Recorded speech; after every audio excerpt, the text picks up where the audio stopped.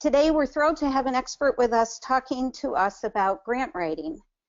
We wanted to do this now because the solicitation from the Bureau of Justice Assistance to apply for CARA grants is out, and the applications will be due at the end of April.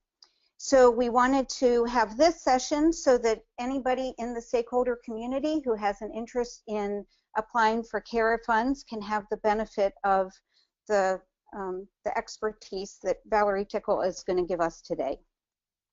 But we also want this to be useful for any grant, not just for CARA. So her presentation is related to grant writing generally, not just about CARA, so that we can use these principles of good grant writing for any grant, regardless of the topic. We hope these lessons will be applicable in the future. So we thank Valerie Tickle, who is the Criminal Justice Coordinator with the Delaware Criminal Justice Council. She has years of successful experience in applying for grants from the Department of Justice and other agencies. But as important, she reviews grants by localities and nonprofits in Delaware, so she knows what grants need to look like. And she conducts regular training for potential grantees in Delaware. So let me just start with a few housekeeping matters. All attendees will be on mute throughout the duration of the webinar. If you want to ask questions, please do. You can do it using the questions drop-down menu in the Go to Webinar control panel. And we are recording the webinar today, and we'll make it available on our websites afterwards. So Valerie, with that, I will turn it over to you. Thank you, Elizabeth, and thank you, everyone, for attending today's webinar. I have been doing grant writing for several years now. It's something I do enjoy, and it's a topic we try to make fun as much as it is useful. So this particular webinar today is a Grant Writing 101, so I just wanted to let the listeners know that it's a basic overview of grant writing. There may be a wide mixture of experience on the line, so we ask you to go ahead and hang in there. There could be some sort of gem or thing that may be useful. As a grant writer, I do attend other trainings to see what one thing might help elevate my grant writing to the next level. So let us begin on how to design a program and write a grant proposal. So in the world of grant writing and designing programs, we use logic models.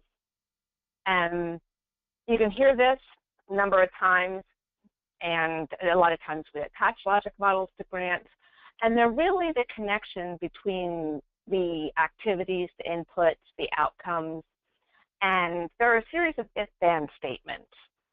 So logic models can be very simple or complex. We use logic models every day. I think, even in coming to work.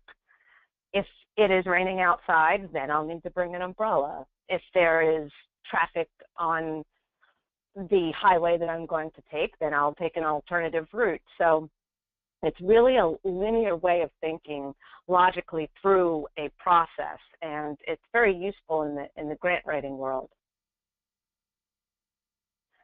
Grants are always tied to objectives. So when we think about creating objectives and being measurable, we have an acronym. We love acronyms, and SMART objectives. So when you think about your program and designing your grant, you want it to be specific, measurable, ambitious, realistic, and time-bound. So we'll go over each one of these different types of objectives and how to work SMART objectives into your proposal as you're writing and planning your grant. So in the program design, this is a nice visual. I've kept this up in front of me as a logic model to work through the grant writing process, and it really breaks it down in the few steps needed to write the grant, and it keeps everything on track and in line and organized in a fashion that's easy to follow. So we start with the problem statement. And just to disclose, I am a big superhero fan, so you'll notice in my example the little love for superheroes there. And so we focused on Gotham City, because if there are any superhero fans on the line, we know Batman has the best villains, and Gotham City is just riddled with crime. So that was what we chose to use as our example.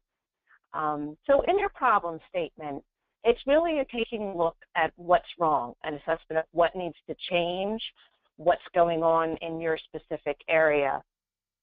You absolutely want to use local data and statistics as much as possible, and evidence-based arguments. So when you think about your problem, it's really, you're trying to convey to the reader what's going on in your specific area, in your world, what do you want to address? So the example here, adult victims of crime in Gotham City do not have available services to adequately recover. And then there you cite where you have that information. As a result, 50% experience a decrease in their job, school performance, family life, and mental health. So further, 50% of individuals with prior victimization are prone to re-victimization. Again, citing where you get these statistics, because it's important to tie them back to a source of information. So as a result, Gotham City Police seek to start a victim service unit to aid the victims in crime, locating relevant services, assisting them through the prosecution process. So this unit will be started and led by the new victim service coordinator in Gotham City Precinct. The VSC will contact victims within 48 hours of the initial report by offering the victims in-house services. The goal is that victims will feel less vulnerable, less fear, and increase trust in the system after working with the new victim service coordinator. So that's a really short synopsis of a problem statement. I also try to let people know I come from a Chicken Little family, so we don't want to say the sky is falling. We don't want to put every different statistic of every different problem into a problem statement. We want to make sure that we're talking about the specific problem that's relevant to the program you're about to propose. So any factors that might play a part. You also, when you're using local statistics, it's okay to start broad. The way I generally do it is I might use a national statistic and say, across the nation such and such is happening. Then I kind of bring it in. So I might say across the nation, and then pare it down even to maybe East Coast or West Coast, and then within my specific state, down, so on and so forth, to if the grant is dealing with some kind of even specific geographic location, drilling down the data accordingly. But you want to just make sure that you're describing a problem that is the same size of your proposed solution. So when you're thinking about the problem statement, it kind of feels like English class. You're thinking about the who, what, where, when, and why. So if you're answering these questions, you're really building the solid problem statement. So who is your target population? In this particular example, we're looking at adult crime victims. The what's causing this particular issue or problem? There's negative outcomes. When? Within 48 hours of the initial report. And where is this problem taking place? And it's in the GCPD Central Precinct. And why? What might be causing this? Crime's rampant in Gotham City, which is causing an influx of victims. So again, a quick synopsis of the problem statement there.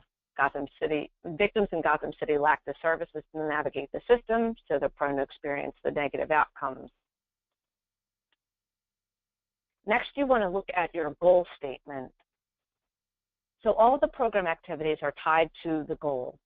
Your goal is really your broad sweeping statement of what you want to do, what you want to address, and you want this to be measurable. So following our example, the Victim Service Coordinator will provide direct services to 100 unduplicated victims per year. The GCPD anticipates the number will increase 3 to 5% each year due to the increased presence and trust in the community. Now, what's important here, too, is to note that a baseline will be established, because a lot of times if you're putting in a measurable objective, you have to have something to measure against. So creating a baseline to measure against is important, so someone who is reading the grant knows that you have a way to measure these things. To the goal statement, again, following the problem, how will the proposed program provide the resolution to the stated problem? What will be done, and what action will be measured? So how you're flowing through here. And then the implementation objectives.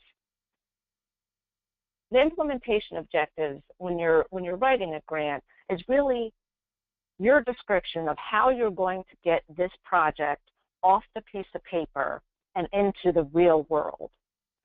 So a lot of times these are the time limited and they're tied directly to the program. So they're the inputs, the things that you need to build your particular project comprehensively. Are you hiring people? What materials are you buying? Do you need equipment? So all these different inputs that you would need to put into your program, and you want to make sure to describe them in your grant writing and in your proposal, exactly what you need. So in our example, the GCPD wants to provide direct service to victims. So if they want to do that, then they will need to hire the staff, establish office space, buy the staff person a computer. They may need volunteers, access to a car to transport victims. And again, this example is transferable, I would say, to a lot of different program areas, and a lot of different topics. So then the new coordinator will work with local agencies to coordinate wraparound services and transport the victims when necessary. So following our logic model, the implementation, again, addresses how the program will become functional. How are we going to begin to move this from a design, from a concept, from the think tank onto the out into the real world? So looking at personnel, equipment, and who will conduct the activity of the program. It's essential to describe the roles and responsibilities in the different grants and proposals. You want to make sure you're very clear in stating who will be doing what. If you're hiring a new person, what's that person's job duties? What's their responsibility to the program that you're proposing? What steps and different things will they be assigned to address directly the problem that you have stated? Your performance objectives are really your day-to-day activities. So it's the operation, the frequency of your particular program, what the program does, and how often. So this is the result, your activities, your inputs. You're focusing here on what's being done, not what has changed yet. So these are your outputs. Some different examples here would be on a daily basis or on a quarterly basis. You want to make sure you're describing kind of that time frame again. You may assist 90 victims, provide 75 referrals to service providers, advocacy and support to 100 different individuals. So these are just some examples of the daily activities. So now that you have described your problem, you've went ahead and established your goal, you've hired your people, obtained your necessary items. Now, what are you going to do with all of that? How are you going to function in the program? So a lot of times in the applications, a next logical step would be how you're going to implement and what that implementation looks like and the daily activities. So how are you going to accomplish those goals? Who will the program serve and how many people will be served?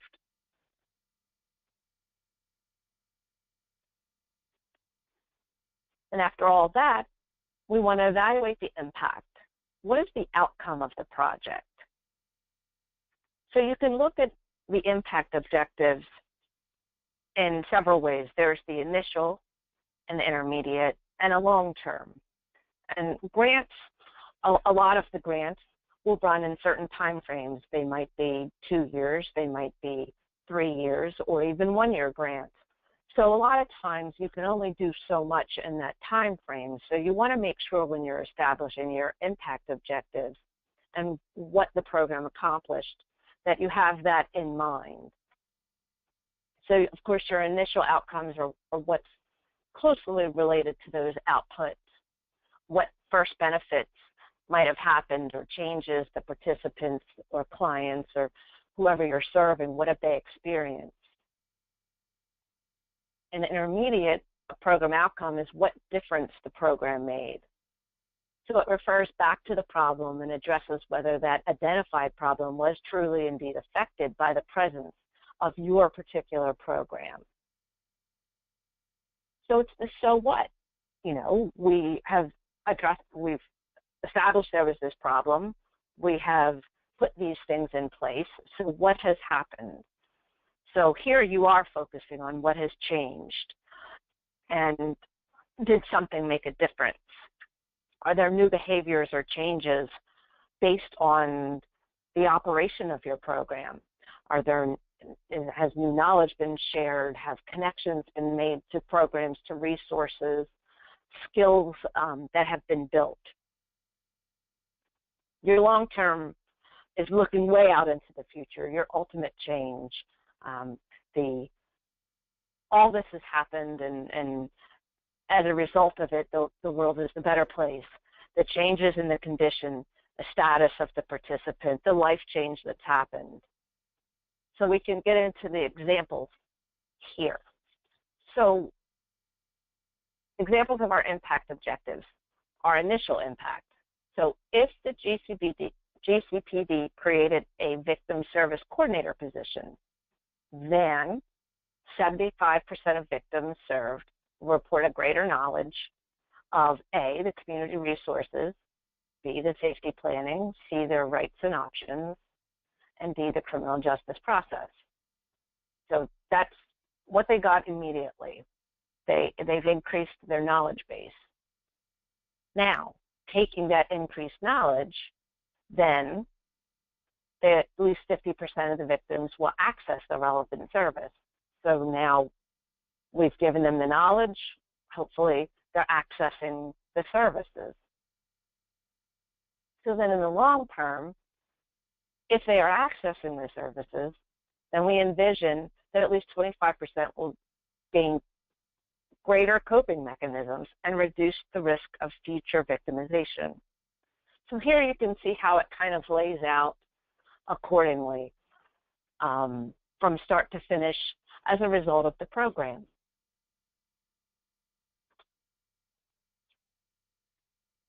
So just to go over the impact objectives once again, what did the program do? What did the program accomplish? What were these different impacts? So 75% of the victims reported greater knowledge, the community resources, and then take advantage of that knowledge.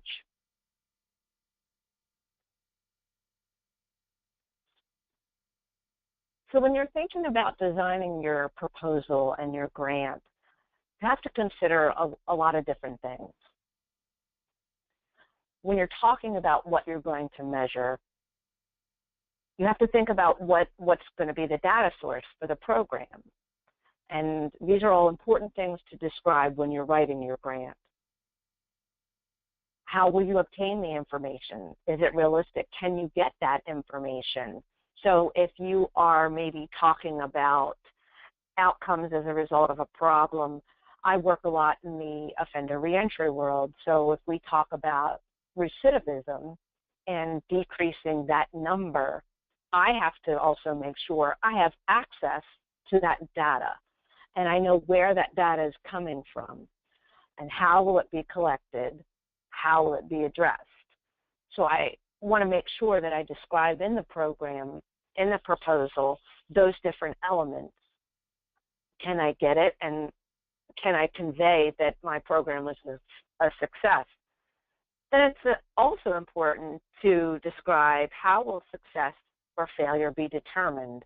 So I'm very clear in saying success of the program will be, and making sure that the reader understands how that's going to be determined as a result of the program. So in writing the grant, you want to definitely make sure that the narrative is convincing. It's really a unique style of writing I've learned over the years, because when you're writing a problem statement, it feels a little bit like maybe a research paper. When you're going into your program design, it's really kind of pitching your idea. It's kind of a creative way to talk about your story and what you see as something that would help. And you want to write with confidence. I think that's kind of an important thing. When you go in and you're structuring your grant proposal, you want to make sure the reader knows that you can operate this program. So you want to make sure when you're telling your story and designing your objectives that you fill in all those holes and you are absolutely confident and you come across in the writing of your grant. And these things I always keep in mind, because writing the grant, when you think about objectives, a lot of times people will get a little apprehensive about putting numbers in. You know, oh my goodness, if I say I'm going to decrease recidivism by 10%, what if that doesn't happen? Or if I say I'm going to serve 100 individuals and that doesn't really come to fruition. I think they also, in all my experiences with grant writing and different entities and different projects, you want to be measurable in your objectives. Go ahead and put a number in, put it in confidently, and keep in mind that things are usually pretty flexible. And if you find when you're operating your program something is a little awry, definitely talk to whatever funder you might have or a program manager. I tell the different grantees here in Delaware, you know, it's that good faith effort as well. So if you establish your objective and you're not quite meeting it, just let us know how, let us know why, and then if that needs to be changed. So they never let those sorts of things get in the way of your writing.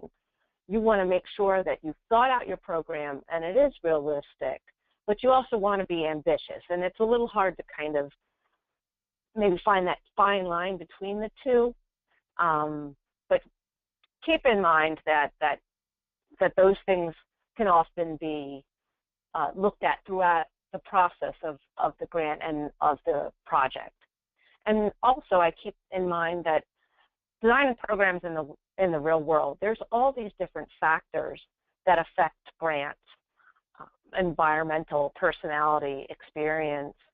You know, sometimes a particular program works very well, and it might be that it's the particular person operating the program that was just the perfect person for the job.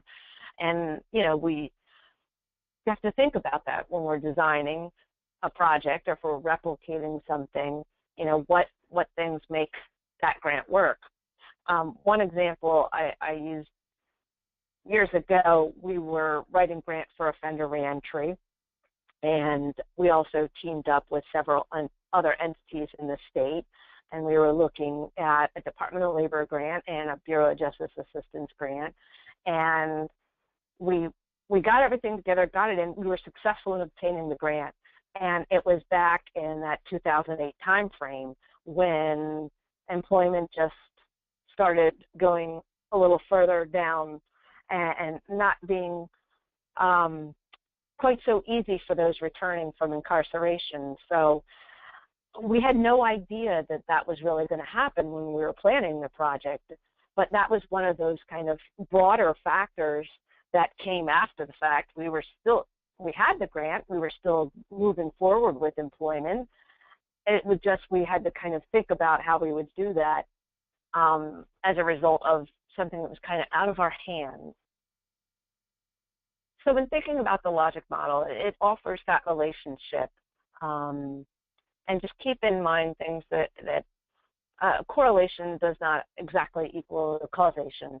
So when you're thinking about looking at the impact in the program evaluation, you want to keep that in mind. A lot of different grants call for researchers, and they are wonderful in helping you design those portions of your program and of your grant. It'll help guide you in looking at those sorts of things. So again, just talking about the performance measurement, it's really important and that we describe the program and that it is measurable, and it's important for a lot of different reasons.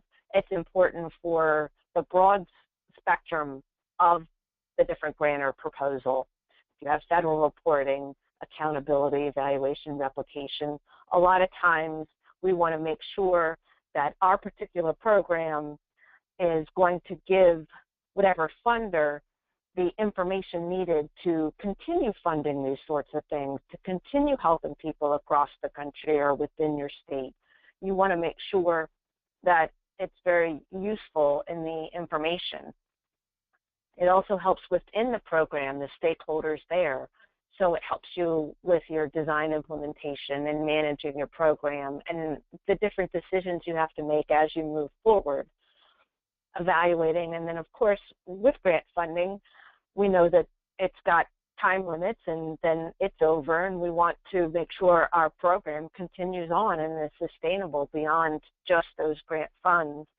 So it's important when you have a strong program design up front that you can take it to the next level, find other funding to continue on. So you also have to develop the budget. It's kind of interesting in the grant world, a lot of times we wear two hats. So I get to write and I get to do the calculations and play with the budget. So when you're looking at your budget, you want to make sure that you're looking at the different categories. Usually in the different grants, they ask for a detailed budget worksheet and a budget narrative. So we'll talk about both of those and what those items look like. It should really, the budget should really reflect the quality of your program planning. You want to make sure that you cover all the costs associated with your program. So make sure you pay attention to all those little things that you need. Estimates are acceptable. Kind of like with the objectives, you know, you want to put your numbers in there, but knowing that sometimes you have to estimate. You want to pay attention to the amount of funding available and the number of years to spend the funds. So that's really important. As you're planning your program, make sure you double check how many years you might have to spend it. Now, this bullet point here is important. I know that we do it, a lot of us do it. When you see a proposal, a solicitation advertised, you go right and flip through and you go, right, how much money can I get? That's great. Keep in mind though, when you're designing your program, you want to only put in there what the program costs. It may or may not be the total amount of available funding. There have been several times when we have planned a program and we did the whole design and took a look at it, and the budget came up and it wasn't exactly to the ceiling of the dollar amount. So I just put in for what we needed. And sometimes that really works to your benefit, because if a few people have done that, then the funder may be able to award, instead of 5 or 6 grants, 7 or 8 grants. So it's important to keep in mind that you're really asking for in the budget exactly what your program is paying for. So make sure that those things are related and make sense. You don't want to kind of just put a lot of random things in your budgets, because the whole grant proposals are all tied to a point system. So you want to make sure everything makes sense and you maximize your chances in receiving the funds. Now, this may be applicable to some and not to others, but in a lot of the grants I write, they are justice grants. So several grants might ask for a match.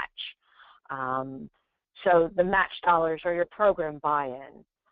So in the budget, I make sure it is very clear what costs are federal dollars and what costs are maybe state, local resources, what they call match. And a lot of times if a solicitation or a grant is asking for program buy-in or match, it will be clear in the solicitation and they give you what calculation you have to use. So the different budget categories, usually the funder will give them to you, but you have your basic ones: personnel, your fringe, travel, equipment, supplies, consultants, others. So your budget narrative is really your explanation of your cost in words. So it really answers the question, why do you need this item in the budget? So it looks over those expenses. It should be brief, only a few sentences. So I'm going to go through the different budget categories. I might go through them just a little quickly because I do want to make sure we get to the program tips at the end of the presentation and that we also leave some time for questions. So when you're looking at the budget, personnel, you want to ask yourself, do you need to hire personnel to implement it? And if so, you want to list the position title, what percentage of the position is being paid for in the grant. If you know who will be working on the grant, it's okay. If you don't, sometimes it's a new hire. So you want to show that computation. The other important thing is if there isn't any personnel that you're hiring, I always mark the different categories NA and make sure it's 0. I want to leave no questions in a reviewer's mind. So you want to make sure that if it's not something you're doing, make sure it's clear that you didn't forget it, that you actually just aren't using that category. So here you can see how we broke down the calculations of the personnel.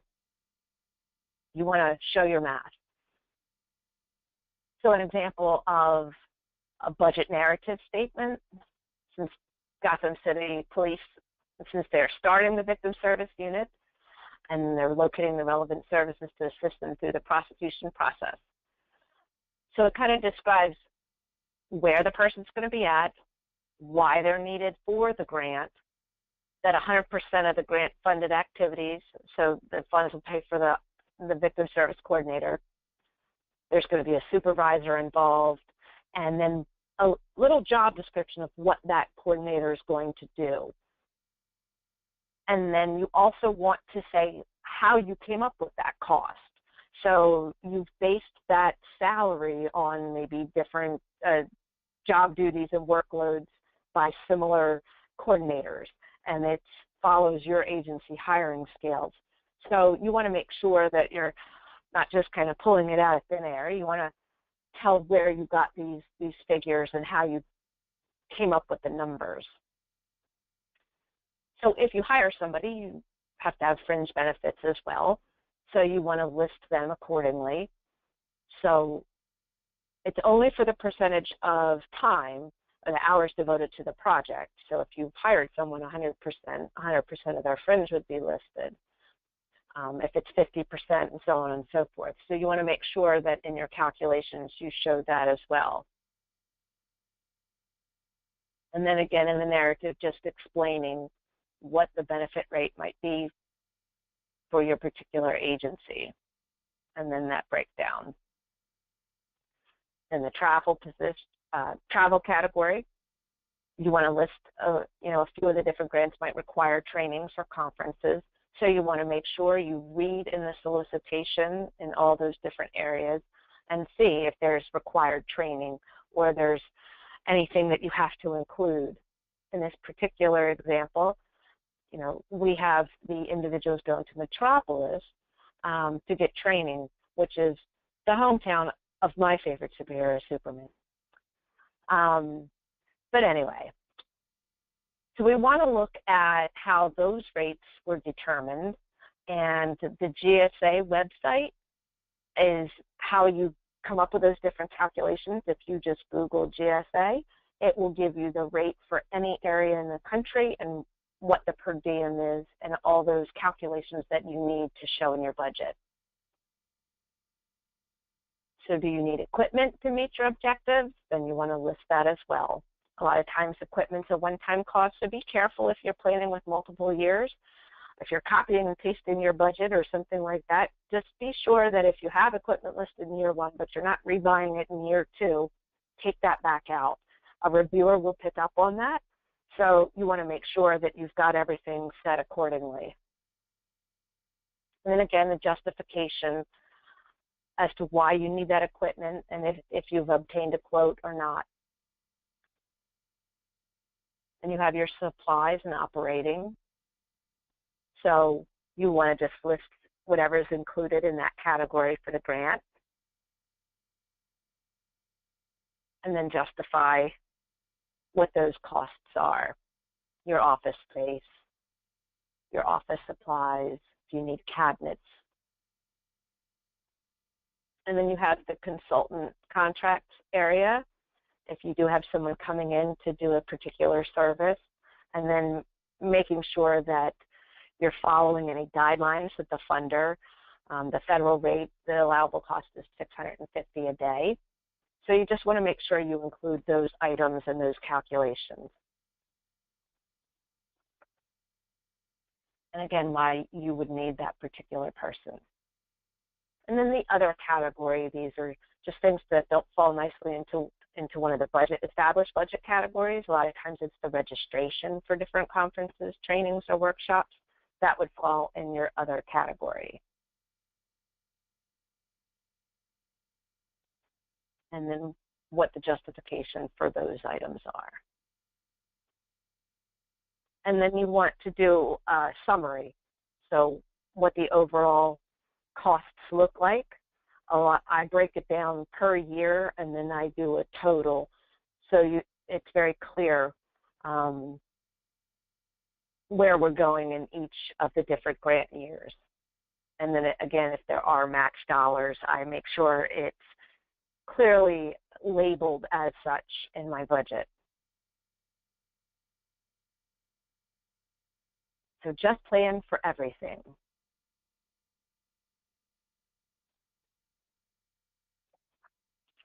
So again, looking at the review of the program design, describing your problem, establishing your goal, then your implementation or your input objectives, your performance, your output, your budget, and your evaluation, impact, and outcome.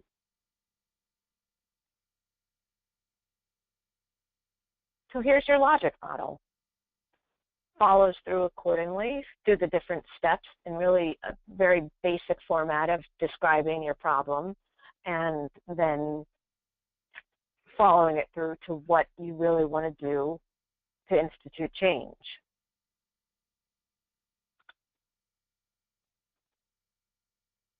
So like we talked about before, the performance measurement tools will benefit all different parties and are used very broadly a lot of times to continue funding projects. Your logic model is a nice tool for program design, basic for your next steps, and formulating your objectives. And I'll say this a few times, the absolute, if anyone asked me what is the #1 rule of grant writing, if there was only one thing to tell about grant writing and designing the proposal, the most important thing sounds so simple, but it absolutely 100% is follow the directions.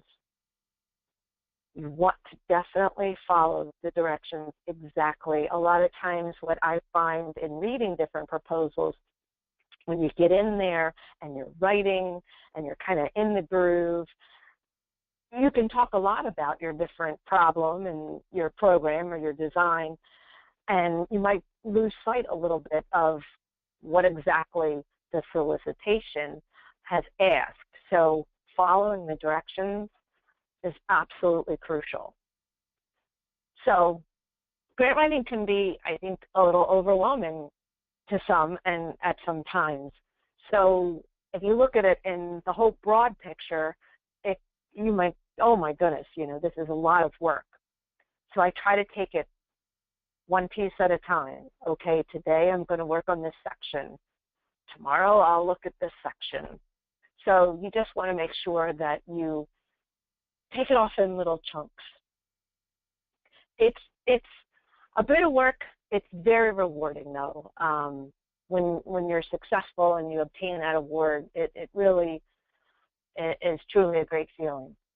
So the tips part is, I think, one of the most illuminating parts for me. I love this section. So keep these things in mind.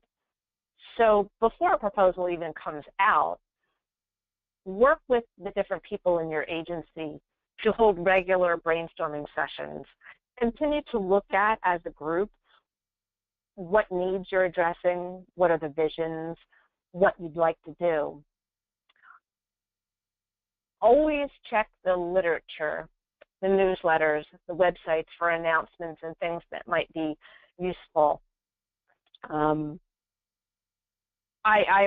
a paper and an electronic pack rat by now, so any documents that come across that I think I might be able to use to justify a different program or different area I'm looking at in a grant, I keep that all in little folders to use, to justify if I'm looking at a certain program and I know it worked in another state or it is on one of the best practices. Gather that information and keep that for future use. And this is important. When an opportunity surfaces, you want to determine the feasibility of obtaining that grant. If you get the grant, are you going to be able to actually operate it? Can the agency manage another program? Does the agency have the experience and expertise? A lot of times we see a bunch of different proposals, and some are very appropriate for our agency and some just clearly aren't. So then I pass them forward to maybe a different agency that it is more appropriate for. So you want to make sure you can actually handle the program that you're designing. If you have questions, definitely contact the program manager or the help desk or any person associated with the funding source. You want to make sure that you don't go forward with maybe any unanswered questions. If there's something you're in doubt, get confirmation, contact. They're a world of help. It is just much better to ask those questions up front, and everyone's very useful in giving you the guidance you would need if you think something's appropriate or fits in a particular grant or might not. So again, follow the application guidelines in detail. You want to make sure that you have that solicitation and you're looking at each of those different items. Create a timetable and gather appropriate personnel for the grant writing as soon as that funding availability is announced. A lot of times, we'll do a lot of team writings. There's various people in the agency. Maybe you have someone who's very great at describing the problem and is a more database person, someone who's much better at the budget calculations. So kind of build your team and create that timetable for you to finish those different items and take a look at who's good at what and how you can all work together. You want to keep in mind that you have to customize that proposal for the target funder. So when you're talking about your program, making sure it's appropriate for the solicitation you're responding to.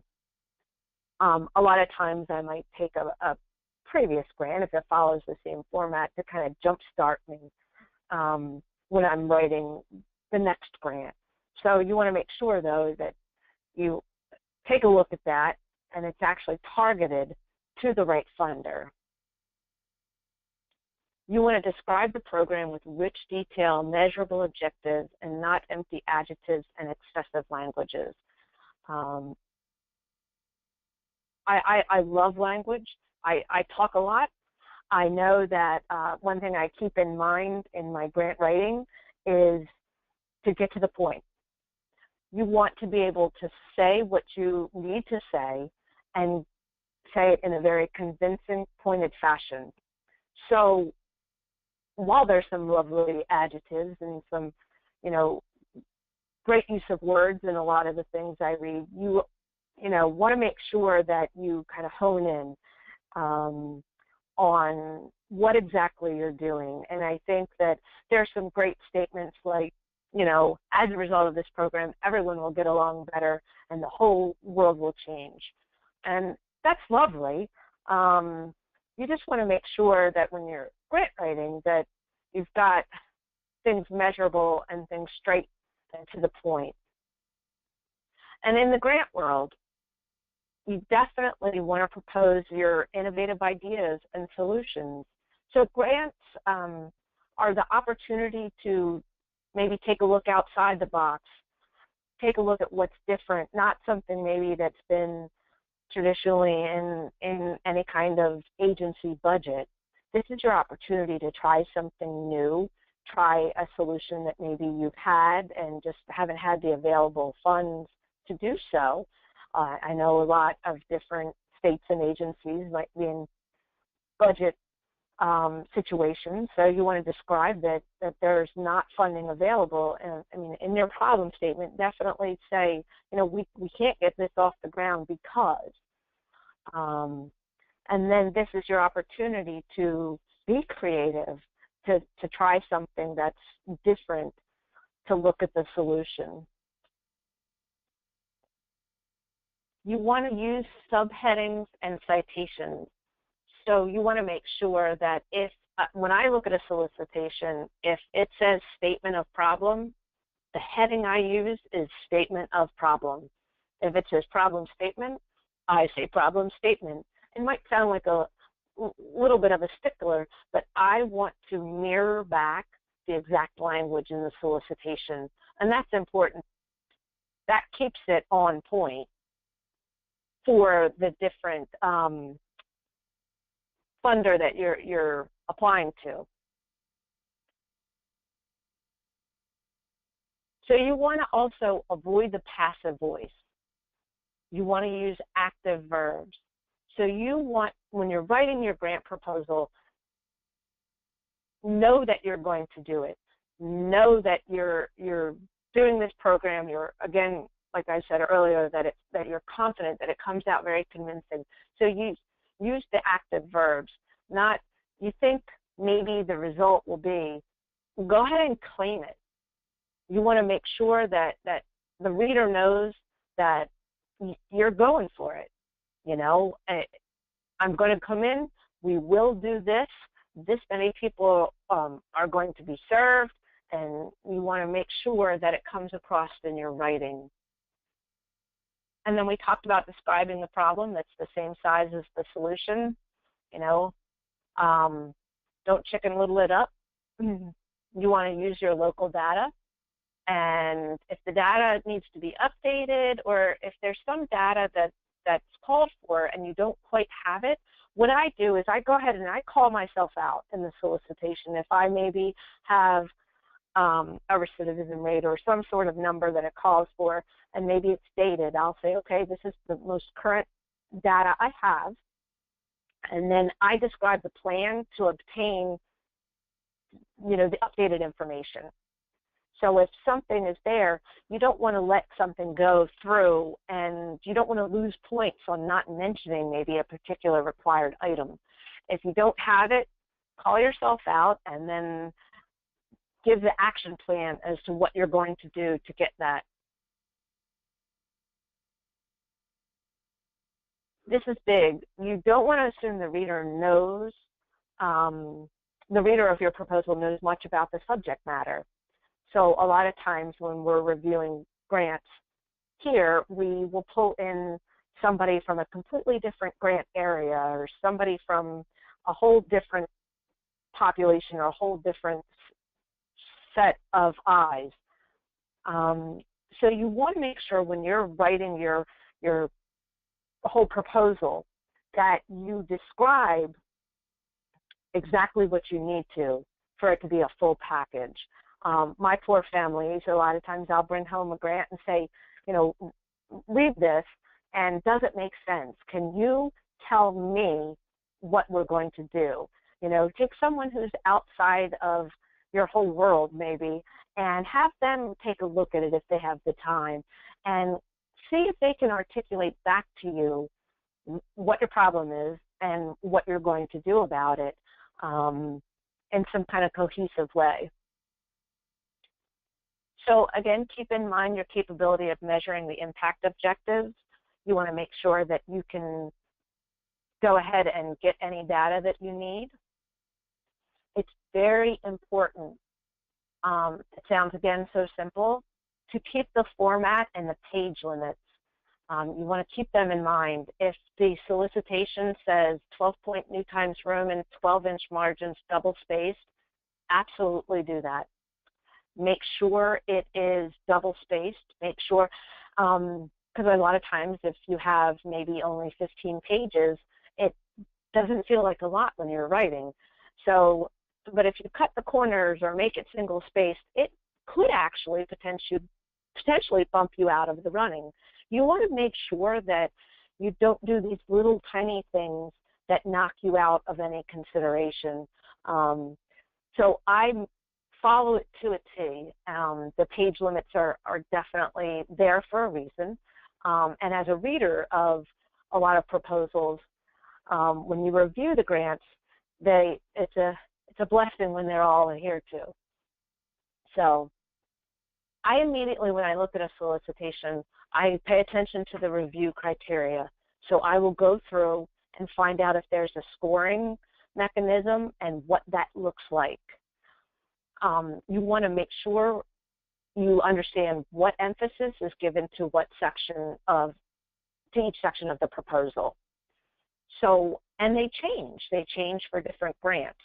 So when I go in and I look, I might see that the problem statement for one grant is 30% of my points.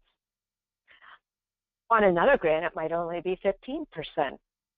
So I try to keep in mind how much of the proposal I've dedicated to that section. So if you have 15 pages and your problem statement might only be 10 or 15%, and you go back and you look and you have 5 or 6 pages of a problem statement, you might want to consider paring that down a little bit. It may be the first section. You do want to hook your reader, but you want to make sure that if you're writing in a particular section, that it's about the right page length that matches kind of the weight it's been given in the review criteria. When I look at the solicitation, I actually copy the bullet points in a lot, especially the BJA grants. The solicitation will give you each of the different bullet points in each of the different subsections of a narrative. I will copy and paste the exact questions from the solicitation and put them in my document. And until I've answered that question, I don't erase it. I will leave it in there in bold and red, and I go back and make sure, because those bullet points are how your proposal is scored. So you want to make sure that you answer every single question that's contained in the solicitation. That's how you're going to get funded. That's how the scores are going to be built. So make sure every bullet point is answered in that program narrative. You want to build the rapport with the different partners. So make sure that if you're working maybe on a program in the community, but your referral source is the Department of Corrections or a school or some different entity, make sure you've built that rapport with those partners ahead of time as best as possible. And building the rapport is crucial in grant writing, because a lot of times you're running up against some deadlines and they come fast. You want to be able to pick up the phone and call somebody for that data right away.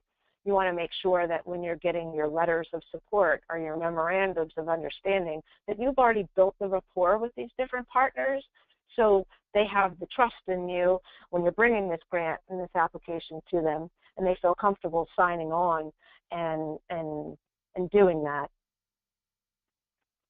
I always write like the reader, so when I'm writing my different grants and my proposal, I will write and then go back, like I'm the reader. I want to know, would I fund me? So does this sound convincing? So I always try to write in keeping the reader in mind. So what would I think of this program and how I described it? So always proofread. And we're getting close to time here. I think I'm very close to the end. So a couple other little things I do. I use bold text and exact wording to direct the reviewers to the required elements. So if they're asking for a target population, I might put the word target population in bold so the reviewer goes exactly to that, and they see that I mentioned that required element. You want to be mindful of all the attachments and the documents. Those are little things that will hold you up. So you want to make sure you have all the different things and components for your grant, all the attachments, all the different letters. What I do is, they say in the solicitation, name the files accordingly. I do. If it's called program narrative, I call it program narrative. And then one little simple thing I do in my computer, I make a final document folder for that particular grant, and I call it final documents. That way you don't accidentally upload maybe a draft. It makes it very clear in calling it that final folder. Use the checklist that they give you in the solicitations or create one. Pay attention to the required elements necessary for moving forward in the review process. They'll tell you which items are essential to submit to make sure you get into the review. And then follow the directions. Again, it is one of the most important things absolutely to take. Here I just give you some different websites that contain useful information. So go ahead and hop on those and find different things that could be useful for your grants. And that's all I have. So I'm Valerie Tickle, and I just thank you all for joining me. Thank you so much, Valerie. This was really, really good, very helpful and thorough, and so well organized too. I know I learned a lot, and I'm sure everybody else did.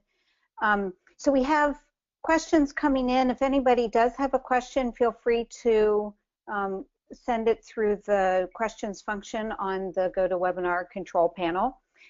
We don't have a lot of time for questions, but we have a couple that have come in that I think are important, and we'll just ask them, and I guess maybe if you can keep your answers brief, and if we need to do any further follow-up, we can. Yes. So there are a couple of short questions that are just sort of factual here. One is, how do you do the budget in an Excel spreadsheet and do the breakdown that way and just hand it into the department in your Excel spreadsheet? A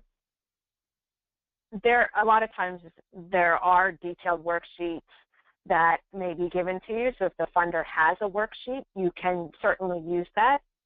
Sometimes Excel and I aren't friends, so I will also, I've used a Word document in the past because use what works for you unless you notice the solicitation says it is required you use this document, this format. So for instance, in an abstract, there's a particular format. In the budget, they'll say this is suggested, but if you use your own, just make sure you capture these categories. So I'd say, do what works for you. To make sure, just make sure you have all those elements. But if there is a required document, use that. Okay, great. And then how long does it typically take to get an answer about whether you've been awarded a grant or not? sometimes it feels like an eternity, I will tell you. In the world that I live in, a lot of the grants go in the by the springtime, and then the late spring and the summers when they're reviewed, and usually we hear by September. So it depends.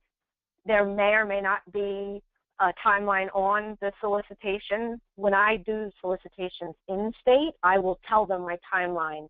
So I've heard some things in less than a month, and I've heard others over several months. But generally speaking, it is a few months because it takes time to review them. And a related question, is there any way to see successful sample grant proposals? I mean, can people go online and see examples of good proposals that have been awarded, been successful? A lot, I know, and I can speak more heavily from my experience with the Bureau of Justice Assistance, so I'll let that be known. They will put on the website the different states that have been awarded. I have contacted the states directly a lot of times. I share mine. You know, people may or may not want, you know, have their different comfort levels, but a lot of times you can find successful grant proposals, and if you just maybe go to the funder's website or see what previously has been funded. Also, just contact a different state agency if you have heard that they received an award, if that's helpful. Okay, great. Next question is on program planning and how to decide what to measure and how to access that data. How does this relate to the performance measures, or the PMT, that BJA in this case is going to put out and is going to ask all grantees to submit? How do you sort of decide what you want to measure and how to access that data? So what I do, and this is an interesting piece, because in the solicitation it'll say these are the performance measures. You don't need to repeat them all. I think people also feel inclined to copy and paste that chart. We don't have to get that detailed in giving BJA back their words. They already have them. I will take a look at those and use them as a guideline, and then tailor some of the objectives specifically to our program and our design. And looking at the hiring of the people, what performance we're going to do, and what impact we're going to make with the grant. So I think that they can be related, but you do want to create some that are tailored to your program. And that way you can say, you know, I've got this. You want to definitely describe that you're going to keep those in mind. I always give full disclosure. I'm aware of these performance measures, and I state it as such in the program, in the grant proposal. I'm aware of these measures. This is who's responsible for collecting that data. This is who will be reporting. This is the kind of amplified version of what we're going to look at, and that's specific to our program. Does that answer the question? I think so. I think it's a complicated issue, but yes, you answered the question. Thank you. You said that you have most success with, or most experience with Department of Justice grants, but for CARA, the other half of the CARA program is SAMHSA. So this question is about whether you have any tips for success with SAMHSA applications. And I would say I would add to that around any sort of performance measures and data that people are going to want to take advantage of. I haven't written. I've only written a handful of the SAMHSA ones. I know that they sometimes are even more broad and more detailed in what needs to be included. I would say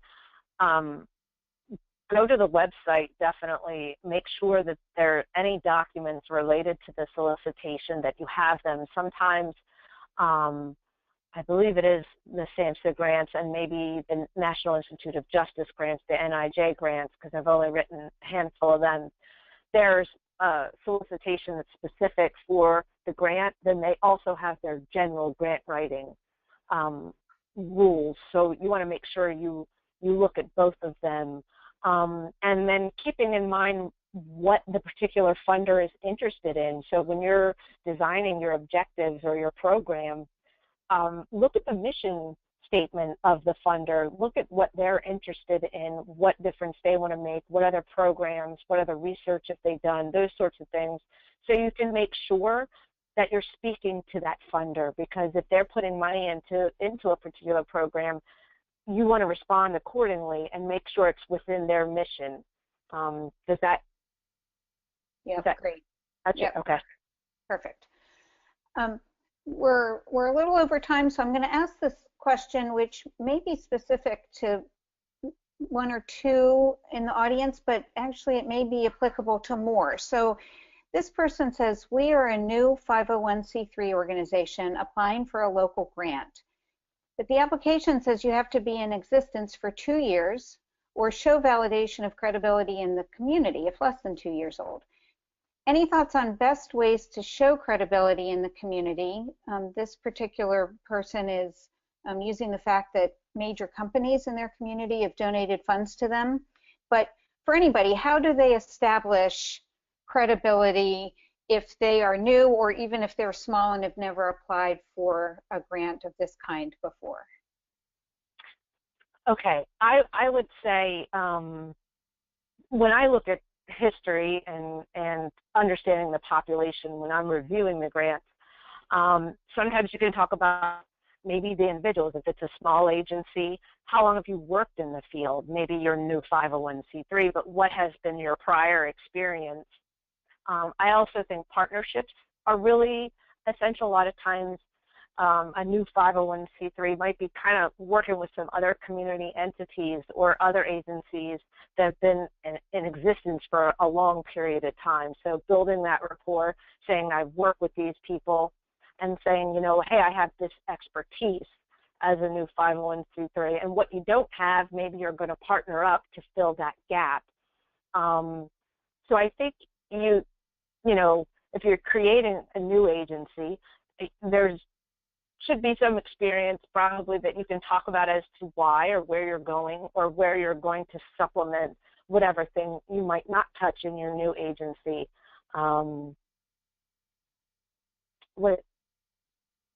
I think that's important. Was that the whole question, Elizabeth? Yeah, that's a great answer. Partnerships are always important.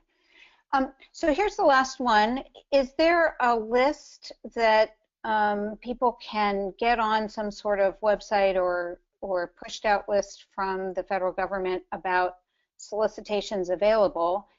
And I would just add, before you answered that, Valerie, I would just add that we at NCJA, at the National Criminal Justice Association, do that service for our members. So we push out a list of all grants available in the criminal justice arena and juvenile justice arena. I think it's every other week. We call it Connect to Grants. It is a member benefit, so you would have to be a member, and we would encourage that as well. But that's one way to do it, and I see that you brought back that slide for sources of information, so I'll turn it to you. Yes, grants.gov. That is actually a clearinghouse for grants, all kinds of grants, because I think in grant writing, as soon as you say you do grant writing, the number one thing your friends, family, and new people you meet will say is, can you get me a grant? You become an ATM machine, but it's okay. But you want to look at grants.gov. There's a way to filter the search that you can find maybe what you're looking for. And again, I have NCJA on there as a useful website. And BJA, a lot of time if you get on these websites, there may be listservs that you can sign up for that give you, generate emails. And so sign up for anything and everything that you can. And I think once you start opening that doorway, the information about grants will come flooding your way. And then also the crimesolutions.gov is another fantastic site that talks about other programs across the nation that are maybe promising practices, best practices, or evidence-based practices. Take a look at maybe something that might be similar and how did they get their money? Always ask the question, well, how did you get funding? So I always kind of also ask the questions of others to try to continue the search for other grants. Great, perfect. Thank you so much, Valerie. This has just been really wonderful, just perfect. To the audience, again, this has been recorded and we're going to put it up on the Addiction Policy Forum and the National Criminal Justice Association websites within the next couple of days. Her presentation is available, will be available on the websites, but is also available, I understand it, if you click on that handouts drop-down menu on the control panel, and you have Valerie's contact information there, so I know she's willing to take follow-up questions as well. So thank you everybody very much.